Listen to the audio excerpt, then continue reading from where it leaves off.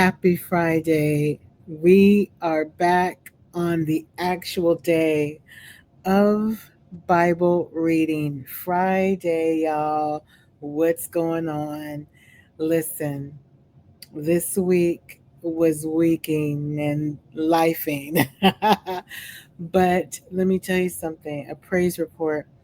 God came through for me like a vengeance.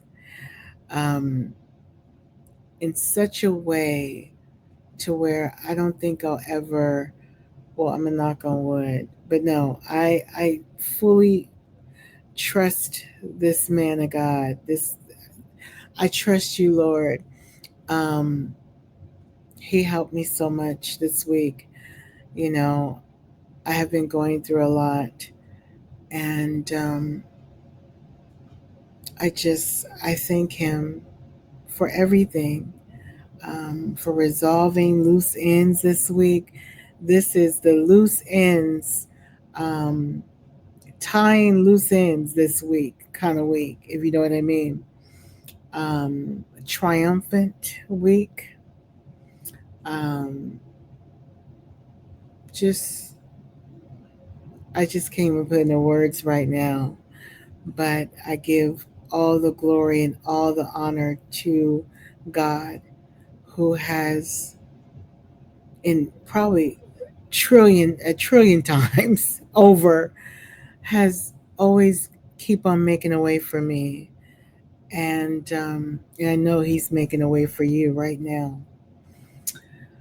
I just want to give honor to him, and I want to say this prayer, giving honor to God, Lord, who you are the head of my life. You are my intercessor. You um, are my pilot, my co-pilot. You are my guidance counselor. You are my confidant. You are my friend. Um, your unconditional love just surprises me every day. Lord, I just want to thank you for the many W's that you blessed me with this week, Lord. This week was, I would say, though I trust you always, sometimes I allow, the negativity to get in my head because I'm so used to not winning. But, where I tend to forget that, oh no, I won quite a bit and you have showed up for me. But for some reason, I have allowed my losses to be the story of my life. And I rebuke that now in the mighty name of Jesus. That I'm going to start putting my W's at the forefront, and I'm going to stop allowing the devil to come into my mind and always remind me of my failures. But Lord, oh my gosh, the devil was mad this week, and I'm so glad that we stomped on his head this week. Um, Lord, I just pray that you continue to be there for my girls and my husband. And Lord, I just pray that all the things that are in our thoughts and our desires for our family, I already know that it will be done. And for those that are watching, if you are struggling with knowing what God can do, I'm here to tell you he can do things for you that doesn't match your reality. It doesn't match your residence. It doesn't match your car, whether you're on a bus, public transportation, whatever it may be, whether you only have one pair of clothes on your back. Let me tell you about the goodness of Jesus and how he can suddenly heal your body, suddenly change your wallet, suddenly change your residence. Just know that if you just believe in your heart that this can happen, it will. Be blessed tonight in chapters 21, 22, and 23. So I am reading for the book of Genesis. I am bringing you guys on this journey. I want to read the whole entire Bible in its entirety. And each Friday, and sometimes it may be a Monday, Tuesday, or whatever day, if I'm not doing it on a Friday, it'll get done. I'm trying to read 3 chapters. And I know you're like, 3 chapters of video. I know that sounds ambitious, but I want to, as He is reshaping me, rebuilding me, God is rebuilding me, changing me. Um, I also want to get reacclimated to the Bible. I want to be a part of this with the Bible, my Bible reading, my studying. I want this to be on my new walk, my new chapter of life. So here's chapter 21. And I'm reading from the Living Bible. I love the King James, but for reading and understanding, I've loved the Living Bible version of the Bible since I was a fifth grader. My mother bought this for me when I went to a camp at a Christian private school that I went to, and she thought the Living Bible would be perfect for me, and I've loved it ever since. Then God did as he had promised, and Sarah became pregnant and gave Abraham a baby son in his old age. You see what I'm saying? We were just talking about in my prayer how God, it may not even match your situation, your age. You may have been barren in your 40s, but God may say, you know what? You may have been barren at 44, but at 45, I'm about to bless your womb and provide you with a baby. That can happen, not just biblical times. It can happen. Even at 50, ask Janet. Um, okay, see, I get to talking, I lose. Okay, in his old age, and at the time, God had said, this is verse 3, and Abraham named him Isaac, meaning laughter. 8 days after he was born, Abraham circumcised him as God required. Abraham was 100 years old at that time. Verse 6, and Sarah declared, God has brought me laughter. All who hear about this shall rejoice with me, for this is verse 7, for who would have dreamed that I would ever have a baby? Yet I have given Abraham a child in his old age. Verse 8, time went by and the child grew and was weaned, and Abraham gave a party to celebrate the happy occasion. Verse 9, but when Sarah noticed Ishmael, the son of Abraham, and the Egyptian girl Hagar teasing Isaac, she turned upon Abraham, demanded, get rid of that slave girl, as she should, and her son.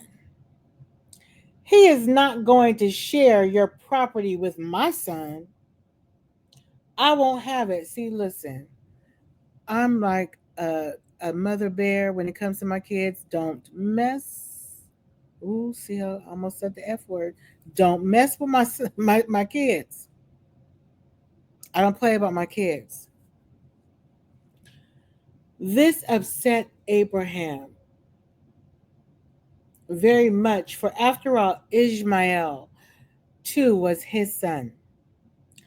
But God told Abraham, don't be upset over the boy or your slave girl wife.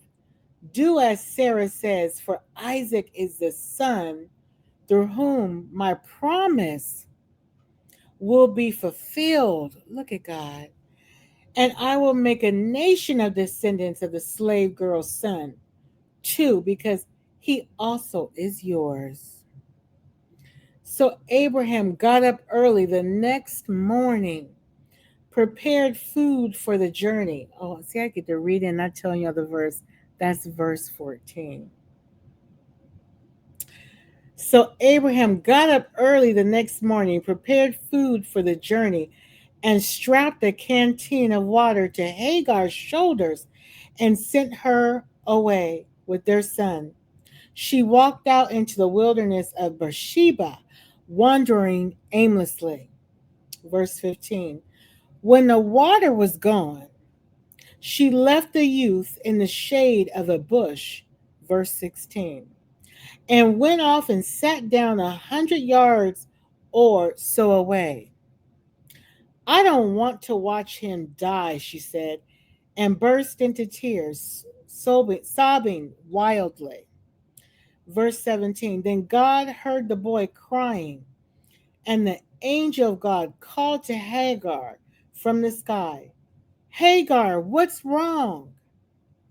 Don't be afraid, for God has heard the lad's cries as he is lying there. Verse 18.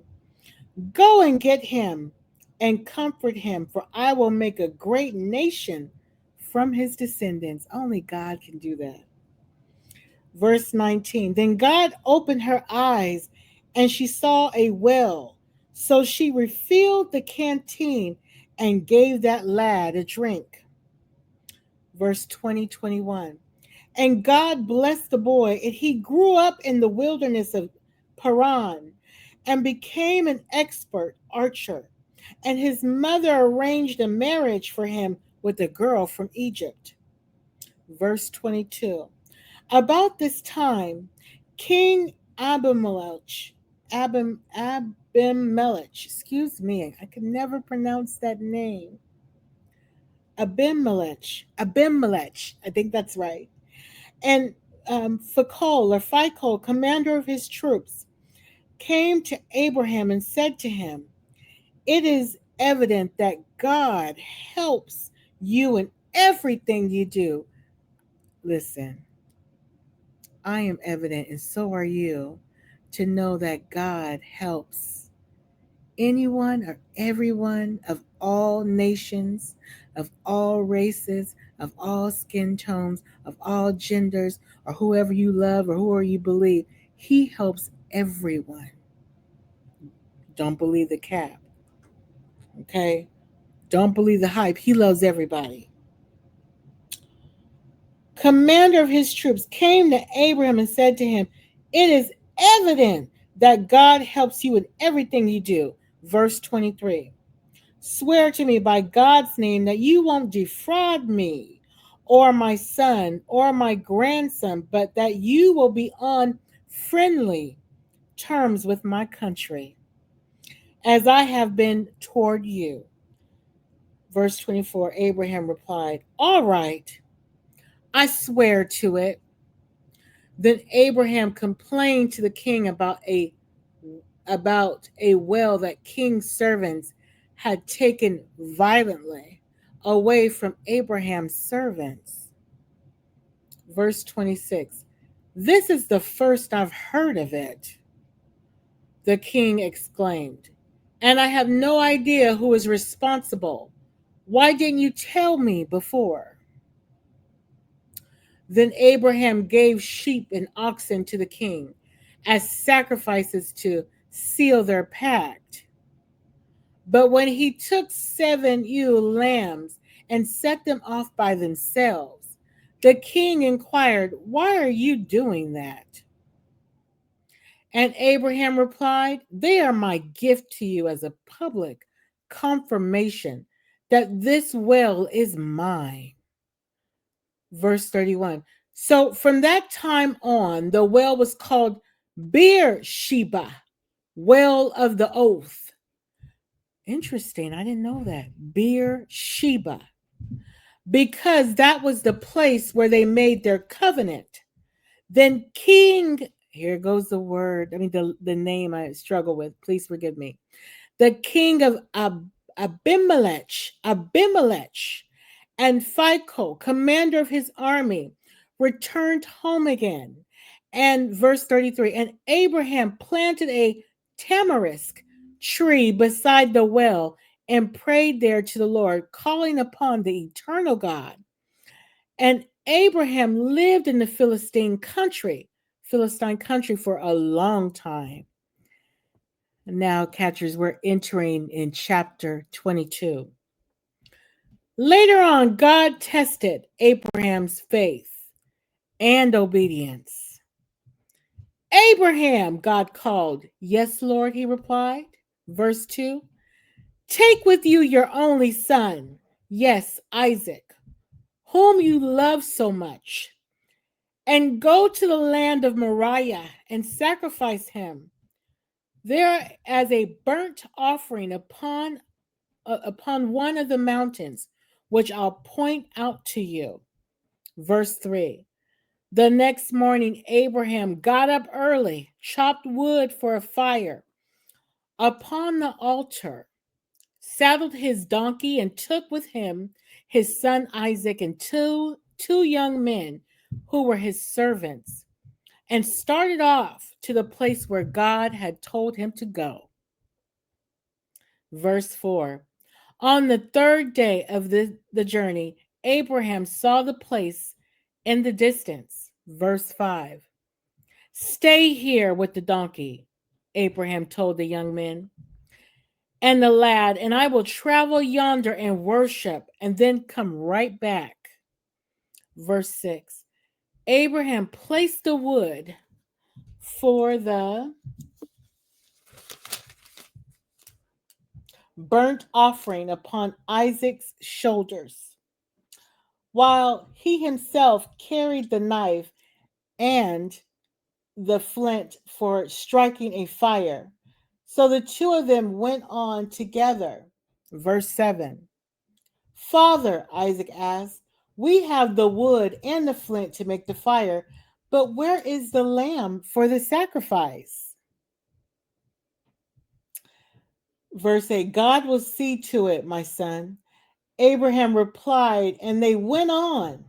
Verse 9. When they arrived at the place where God had told Abraham to go, he built an altar and placed the wood in order, ready for the fire, and then tied Isaac and laid him on the altar over the wood. Now, wait a minute. God. I don't know if I could have sacrificed my son. My children. Catchers, could you do that? Let's keep it real. Let's keep it a buck. Now, I love the Lord with all my heart, with all my sight, with all my might, okay? But to put my children or my child as a sacrifice, I don't know if I can do that. Okay, let's see where I leave. See, I get to talking and okay. Wait a minute. Here we go. God will see to it, my son, Abraham replied. No, this is where I left off. When they arrived at the place, let me go back to verse 9, child. I got off track. Where God had told Abraham to go, he built an altar and placed the wood in order, ready for the fire, then tied Isaac and laid him on the altar over the wood, Lord. And Abraham took the knife and lifted it up to plunge it into his son, to slay him. Verse 11, at that moment, the angel of God shouted to him from heaven, Abraham, Abraham. Yes, Lord, he answered. Lay down the knife. Don't hurt the lad in any way, the angel said. Thank God the angel saved him, Lord. For I know that God is first in your life. You have not withheld even your beloved son from me. Verse 13. Then Abraham noticed a ram caught by his horns in a bush. So he took the ram and sacrificed it instead of his son as a burnt offering on the altar. Abraham named the place Jehovah provides. And you know how saints, you know how we say, Jehovah Jireh, you're my provider. That's exactly where it comes from. So Abraham named the place Jehovah provides, and it still goes by the name to this day. Verse 15. Then the angel of God called again to Abraham from heaven. Verse 16, I, the Lord, have sworn by myself that because you have obeyed me, have not withheld even your beloved son from me, I will bless you with incredible blessings and multiply your descendants into countless thousands and millions, like the stars above you in the sky, and like the sands along the seashore. They will conquer their enemies, and your offspring will be a blessing to all the nations of the earth, all because you have obeyed me. See how God will bless you with obedience? And that's what I'm learning right now in my present day, obedience. It hasn't been easy, but when I think about how God's trusted me, even when I was just not trustworthy, and just knowing that I have been off track for many years. My love for him was always there, but off track. But he's just steadfast and stayed true and committed to me because he knew that one day I would actually step out in faith and not worry about whether, oh, but what if my life is not fun when I become obedient? Or can I really be successful at this? My mind ain't right. But when you have a made up mind, you can do all things. Okay? Let me get back on track because see, I get to talking. Where did I leave off? Verse 19, so they returned to his young men and traveled home again in Beersheba. After this, and it's spelled like beer and then a hyphen in Sheba. Verse 20 through 23. After this, a message arrived that Milcah, the wife of Abraham's brother, Nahor, had become his 8 sons. Their names were Uz, the oldest, Buz, the next oldest, Kimuel, father of Aram, Chesed, Hazo, Pildash, Jidaph, and Bethuel, father of Rebekah. He also had 4 other children from his concubine. Ruma, Teba, Gaham, Tahash, and Micah. Makkah, not Micah, but Makkah, with a M with 2 A's. Now we're in the last chapter, chapter 23. Thank you for hanging in there. If you are still with me in this video, we are 23 minutes in. I thank you so much for coming on this journey with me. We're in the last chapter. When Sarah was 127 years old, she died in Hebron in the land of Canaan. There Abraham mourned and wept for her. Then, standing beside her body, he said to the men of Heth, here I am, a visitor in a foreign land, with no place to bury my wife. Please sell me a piece of ground for this purpose. And verse 5 and 6. Ooh, my earring just came off, y'all. Okay. Oh, verse 5, 6. Certainly, the man replied, for you are an honored prince of God among us. It will be a privilege to have you choose the finest of our my sepulchres, finest of our sepulchre, if I'm saying it right, sepulchres, so that you can bury her here. Then verse 7, and Abraham bowed low before them and said, verse 8, since this is your feeling in the matter, be so kind as to ask Ephraim, Zohar's son, to sell me the cave of Machpelah down at the end of this field. I will, of course, pay the full price for it, whatever is publicly agreed upon, and it will become a permanent cemetery for my family. Verse 10, Ephraim was sitting there among the others, and now he spoke up, answering Abraham as the others listened, speaking publicly before all the citizens of the town. Verse 11, Sir, he said to Abraham, please listen to me. I will give you the cave in the field without any charge. Oh, look at God. Here in the presence of my people, I give it to you free. Go and bury your dead. Verse 12. Abraham bowed again to the men of Heth and replied to Ephraim as all listened, no, let me buy it from you. Let me pay the full price of the field, and then I will bury my dead. Verse 14 through 15. Well, the land is worth 400 pieces of silver, Ephraim said. But what is that between friends? Go ahead and bury your dead. Verse 16. So Abraham paid Ephraim the price he had suggested, 400 pieces of silver, as excuse me, as publicly agreed. Verse 17, 18. This is the land he bought. Ephraim's field at Machpelah near Mamre, and the cave at the end of the field, and all the trees in the field. They became his permanent possession by agreement in the presence of the man of Heth at the city gate.